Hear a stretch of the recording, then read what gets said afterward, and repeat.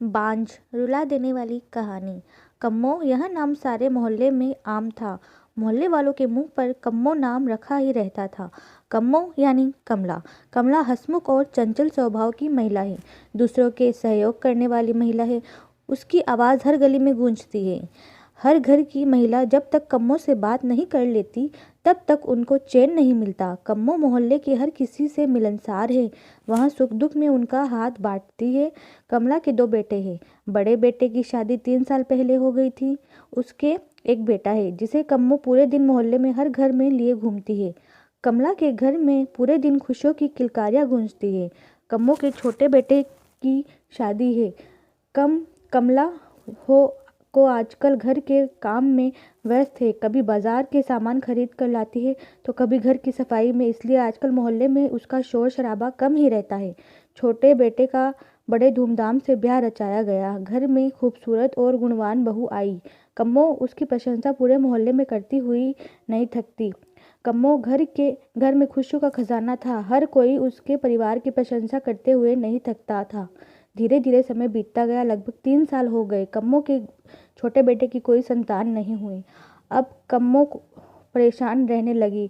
कोई उसकी छोटी बहू के बारे में पूछते वह क्या जवाब देती। अब कम्मो छोटी बहू पर कई बार गुस्सा करने लगी थी, पर इससे क्या होता है, यह सब तो भगवान की मर्जी है, ऐसा सोचकर गुस्सा टाल देती थी। अब छोटी बहू भी परेशान रहने लगी थी। वह अकेली अंदर ही अंदर घुटती रहती थी।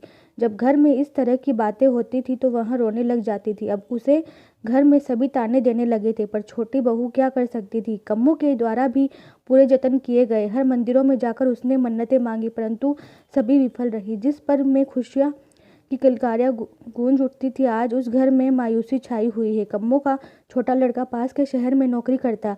जब भी मैं छुट्टी आता तो परिवार का यहाँ दुख देखकर बड़ी दुखी होता था।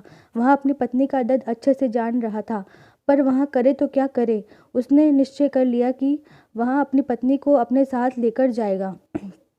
अपनी पत्नी को साथ लेकर गया। जब वह ड्यूटी पर चला जाता था तो वह अकेली इसी बात को लेकर बहुत परेशान रहती थी और अंदर ही अंदर रोने लगती थी। ससुराल में उसे हर तरीके का सुख मिला, परंतु एक महिला का सबसे बड़ा दुख बांझपन होता है, उसे देखने को मिला।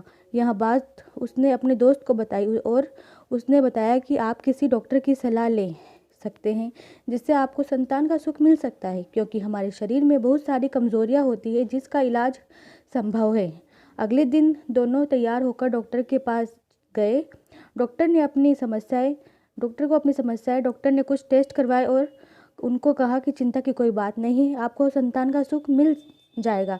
इसके लिए हमें IVF प्रणाली का प्रयोग करना पड़ेगा। इस पर निवेश ने अपनी सहमति दी। ठीक समय बाद निवेश को पुत्र रत्न की प्राप्ति पहुंची तो घर की खुशी का ठिकाना नहीं रहा। कम्मो ने पूरे मोहल्ले में मिठाई बांटी और खुशियां मनाई। जो कभी ताना देती थी उसके सर गड़ों पानी गिर गया। हर किसी की आंखें में खुशी के आंसू थे। जो कलंक निवेश की पत्नी ने कई साल सहा, उसका आज उसे सुख मिल रहा है। यह कहानी उन महिलाओं की है जो ऐसी समस्याओं से झूलती है और किसी डॉक्टर की सलाह न लेकर देवी देवताओं में विश्वास करती है। हमें नियत समय पर डॉक्टर से सलाह लेनी चाहिए, क्योंकि हमारे शरीर में बहुत सारी बीमारियां होती हैं जिनका निवारण डॉक्टर की सलाह से संभव है। कहानी पर आपकी क्या राय है, हमें कमेंट करके ज़रूर बताइएगा। कहानी पसंद आई है तो लाइक और शेयर ज़रूर कीजिएगा।